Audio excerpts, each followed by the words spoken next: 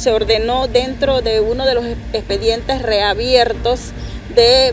una víctima de la invasión del 20 de diciembre de 1989, debido a la información y los datos de que en este cementerio había una fosa común que recogía restos, productos de la invasión y que no fueron nunca identificados.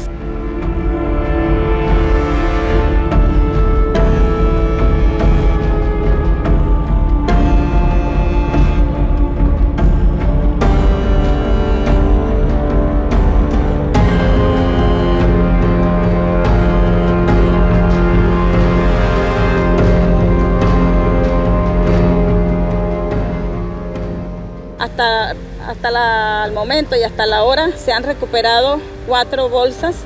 y se espera seguir haciendo la diligencia de abrir la superficie y de abrir el terreno para ver cuántas bolsas más pueden estar allí inhumados.